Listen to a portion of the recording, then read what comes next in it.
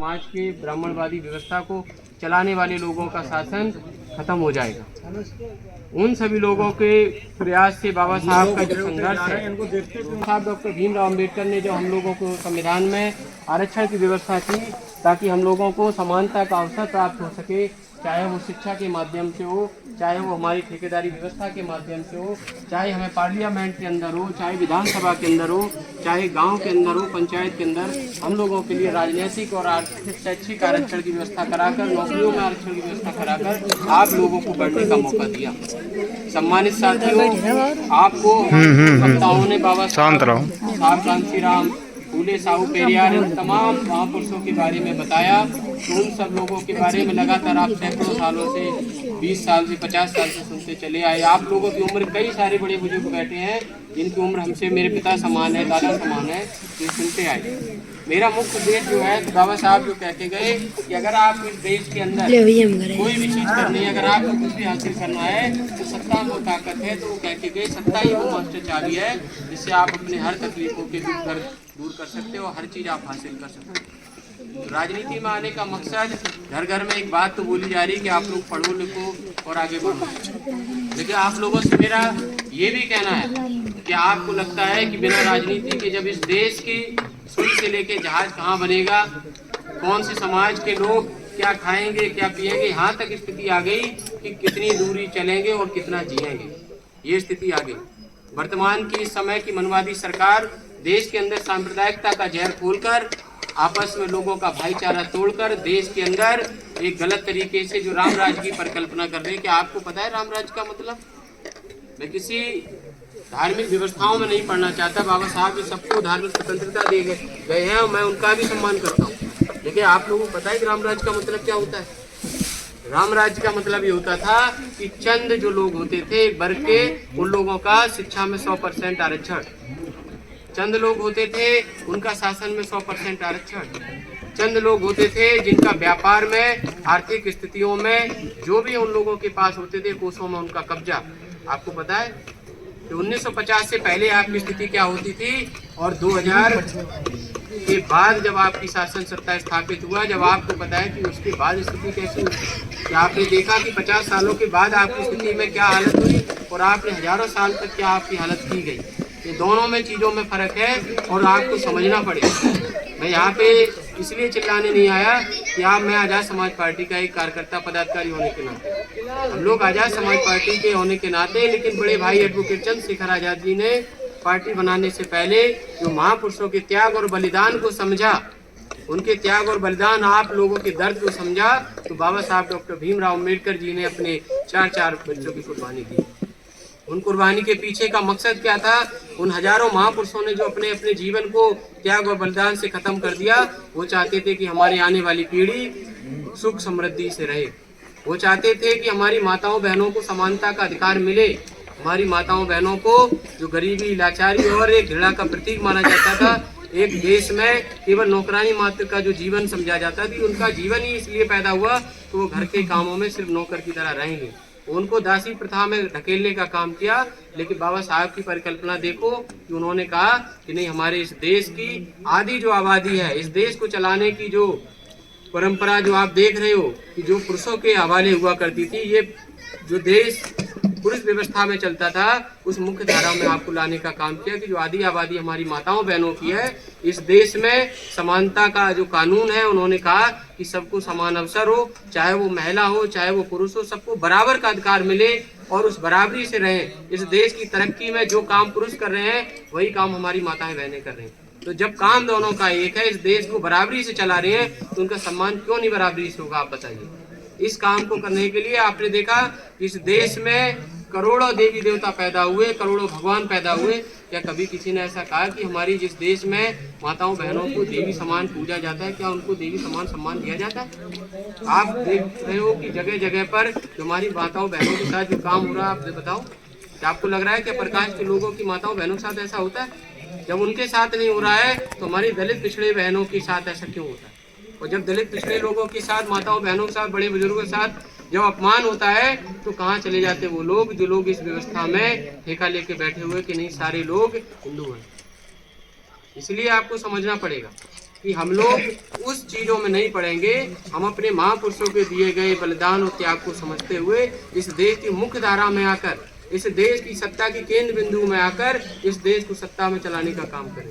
अगर हमारा बच्चा पढ़ेगा, आपसे मेरा ये भी प्रश्न है कि आप ये बताइए, पढ़ा लिखा के जब आप IAS IPS बना रहे हैं, आपके ही इसी विधानसभा में, बगल वाली विधानसभा में एक व्यक्ति है जो इस देश में पढ़ लिख कर एक IPS बनता है, और वो भी IPS बनने से पहले 9-10 साल पहले अपनी नौकरी छोड़कर, आपने देखा कि कौन सा रास्ता चुना उसने, आपको पता है ना। तो जो काम आप 20 साल 50 साल के बाद कर रहे हैं, क्या आपको लगता है कि जो आप सारे लोगों को पढ़ा रहे, सब लोगों को सरकारी नौकरी मिल रही? जब सबको सरकारी नौकरी नहीं मिल रही, तो सरकारी नौकरी देता कौन है? आप लोगों से मुझे प्रश्न यही तो चल रहा है कि सरकारी नौकरी देने वाला कौन है, आप बताओ। सरकार। और सरकार चलाने वाला कौन है? तो बाबा साहब डॉक्टर भीमराव अंबेडकर ने इस देश को राजतांत्रिक व्यवस्था से बदलकर लोकतांत्रिक व्यवस्था में जब लाने का काम किया, उस लोकतांत्रिक व्यवस्था को आप लोगों के जरिए, इस देश का लोगों की सरकार लोगों के द्वारा चुनी जाएगी और लोग इस पे शासन करेंगे। तो देश के संविधान की पहली प्रेम्बल यही कहती है, वो देश का यही कहती है कि हम भारत के लोग। इस देश की सरकार है कौन? इस देश की सरकार आप लोग है, जो आप सामने बैठे हैं, पीछे बैठे हैं। लेकिन हम लोगों ने सरकार किसको मान लिया? इस देश की जो गद्दी बैठा उसको सरकार मान लिया। क्या वो सरकार है? आपने देखा होगा जब 10-20 आदमी जाते नहीं होता, लेकिन जब करोड़ों लोग एक रास्ता निकल के गद्दी की तरफ चले जाते, तब तानाशाह क्या करता है कि गद्दी छोड़ के भाग जाता है। लेकिन अगर हमारे लोग पढ़ लिख जाएंगे, हमारे लोग मिशन मूवमेंट को समझ जाएंगे। हमारा मिशन मूवमेंट का मतलब सिर्फ इतना ही नहीं है कि केवल पढ़ाई कर लो, पढ़ाई करने के बाद सरकारी नौकरी मिल जाए। हमारा उद्देश्य कतई पढ़ाई लिखाई करके नौकरी करने का नहीं है। शिक्षा का जो असली महत्व है, वो महत्व यह है कि इस देश के जल जंगल जमीन पर पूरे देश के सभी समान नागरिकों का इक्वल बंटवारा होना चाहिए। तो इस पे जब आपने देखा कि हमारे बिहार के लेनिन कहे जाने वाले बाबू जगदेव प्रसाद कुशवाहा जी ने कहा कि इस देश में 100 में 90 शोषित है, और शोषित होने ललकारा है इस देश की जल जंगल जंगली जमीन पर 90 भाग हमारा है। तो जब 90 भाग हमारा है, तो साहब कांसी राम ने कहा कि जिसकी जितनी हिस्सेदारी उसकी उतनी हिस्सेदारी। इस हिस्सेदारी को सुनिश्चित करेगा कौन, आप बताइए। जिन लोगों के बीच में आपने देखा कि धन्ना सेठ पूंजीपतियों के द्वारा, मनुवादियों के द्वारा ये षड्यंत्र रचा गया कि इस देश के अंदर लोकतांत्रिक व्यवस्था के अंदर पहले जैसे राजा चलाया करते थे, तो बाबा साहब डॉक्टर भीमराव अंबेडकर ने रानी के पेट की नसबंदी करके इस देश में मत पेटका के द्वारा इस देश के लोकतंत्र में राजा बनने की व्यवस्था की। क्योंकि राजा जो होता है वो पैतृक होता है, जन्म से होता है, लेकिन हम लोगों को लोकतांत्रिक राजा बनाने के लिए उसमें व्यवस्था की 5 साल की। अगर वो आदमी हमारे लोगों के लिए काम नहीं कर पाता, तो 5 साल के बाद तो उसको हटना ही पड़ेगा, जनमत का सामना करना पड़ेगा। लेकिन वही तानाशाह अगर गलत करता है, तो आप अगर जनता चाहे उसके खिलाफ खड़ी हो जाए, तो उसको इस्तीफा देने की व्यवस्था की गई। तो इसके लिए आप क्या करेंगे, आप बताओ। बहुत सारी बातें आपने सुनी। तो मैं इस आजाद समाज पार्टी कांसीराम और भीम आर्मी के कार्यकर्ता होने के नाते आप लोगों के बीच गांव-गांव जाकर जो जाति तोड़ो समाज जोड़ो का आंदोलन है, ये समाज जुड़ेगा कैसे?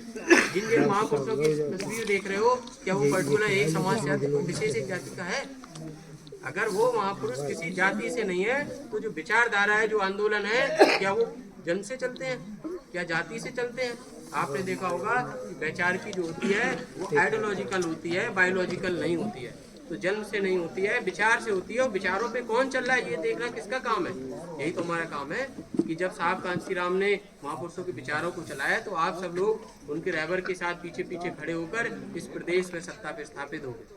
जब आपको लगा कि बाबा साहब ने देश के लिए, तभी तो हम लोग बाबा साहब की बात कर रहे हैं। जब आपको लगा कि फूले साहू पेरियार, नानक, जगदेव प्रसाद कुशवाहा, कर्पूरी ठाकुर, जब ये महापुरुष आप लोगों के लिए काम किए, तभी तो हम लोग उनकी बात कर रहे हैं।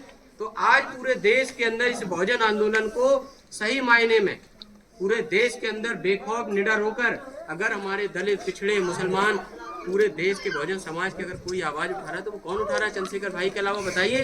अगर चंद्रशेखर भाई जब किसी सत्ता पे नहीं थे, जब चंद्रशेखर भाई जेल की 16 महीने जेल काटने के बाद आपके बीच बाहर आए, तो उन्होंने डर के घरों की 4 दीवारी के अंदर बंद रहना कबूल नहीं किया। उन्होंने कहा कि शान के साथ जिएंगे। तो 100 साल भेड़ बकरी का जीवन जीने से अच्छा एक दिन का शेर का जीवन, तो उन्होंने वही चुना। और चुनने के बाद पूरे देश के अंदर उस आंदोलन को इतनी मजबूती के साथ खड़ा किया। इस देश के 2 बड़े ब्लॉक जो अपने आप को इंडिया अलायंस कह रहे, एक एनडीए कह रहा है, जो कह रहे थे 400 पार। आपको पता है नगीना के अंदर क्या कर दिया? कि 5 विधानसभा बाहर कर दिया। तो जो 400 पार का नारा था, इस नारे को पूरे देश के अंदर ले जाकर ये किया किसने? ये अकेले चंद्रशेखर भाई ने नहीं किया, जो उनका संघर्ष था उनके लोगों ने समझा और भाई को इतने बड़े बहुमत के साथ, इतने बड़े मतों के साथ जिताकर भेजा तो उनकी आंखें और कान दोनों खुले के खुले रह गए। क्या ये काम सिर्फ नगीना की जनता ही कर सकती है? मैं धन्यवाद देता हूँ वहाँ के सम्मानित मतदाताओं का, वहाँ के बड़े बुजुर्गों का, वहाँ के लोगों का, जिन्होंने भाई के संघर्ष को समझा, जाना और भाई को संसद में पहुंचाने का काम। जब हम लोग 2017 से लेकर, जब ये पार्टी नहीं बनी थी, संगठन के बनने के दौरान जब हमारे सभी साथी संघर्ष कर रहे थे, तो आप लोग देख रहे थे, हम लोग कहते थे जिस दिन भाई जाएंगे वो एक अकेला चंद्रशेखर भाई 100 सांसदों के बराबर। किसी को है शक यहाँ पे कि भाई 100 के बराबर है कि नहीं? आप बताओ, है किसी को शक? अकेला भाई 131 सांसदों में से 130 आदमी भेड़ बकरियों की तरह पीछे की लाइन बैठकर केवल पार्टियों के फेंके हुए दानों को चुनने का काम कर रहे हैं। और भाई आप लोगों की आवाज को बनाकर, आपकी आवाज को उठाकर पूरे देश के अंदर बाबा साहब कांसीराम फूले साहू पेरियार की विचारधारा को आगे आकर पूरे देश के अंदर बताने का काम करें। इसलिए हम आपसे चाहते हैं कि एक एक गाँव के अंदर जो इतने लोग बैठे हैं, अगर एक साहब कांसीराम पूरे देश के अंदर 4 बार उत्तर प्रदेश सरकार बना सकते हैं, तो क्या इस गांव के अंदर सैकड़ों जो लोग बैठे हैं, अगर ये ठान ले तो आपके अंदर आने वाले इस जिला पंचायत चुनाव में क्या आप अपना जिला पंचायत अध्यक्ष नहीं बना सकते? आप बताइए। आप 27 की बात कर रहे हैं, तो हम लोग ये चाहते हैं कि भाईचारा बनाइए। आप ये चीज भूल जाइए कि जिस तरीके से वो लोग पूरे देश को धार्मिक आधार पर एकजुट करके और जाति आधार पर बांट कर भेदभाव कर रहे हैं, लेकिन हम लोगों ने कहा कि हम धार्मिक आधार पर जुड़ेंगे नहीं, हम जाति आधार पर जुड़ेंगे और अपने समाज को बहुजन समाज बनाकर, कि जाति ही नहीं रखेंगे, पूरे देश को जो जातियों बांट रखा है उसको बहुजन समाज रूपी धागे में पिरोकर सारे मोती इकट्ठा होकर, सारे जातियों वर्गों के लोग इकट्ठा होकर पूरे बहुजन समाज बनकर इस उत्तर प्रदेश के अंदर पूरी राजनीतिक विषमता को खत्म करके जोड़कर हम लोग मजबूती के साथ इस 26 में इतने जिला पंचायत सदस्य बनाएंगे कि आने वाले 27 से पहले ही मनवादी और अन्य पार्टी के लोग घबराकर ये कहेंगे कि हम चंद्रशेखर भाई को ही नेता मान ले रहे और उनसे ज्यादा अच्छा शासन पूरे देश के अंदर कोई नहीं चला पाए। तो हमारी जो ये उम्मीद है कि जो भाई ने आपको सपना दिखाया, अकेला अगर 100 के बराबर है, आप लोग सोच लो कि एक एक गाँव से अगर आप लोगों ने हमारे बूथों पर हमारे कार्यकर्ताओं को, हमारे पदाधिकारियों को जिताकर भेज दिया,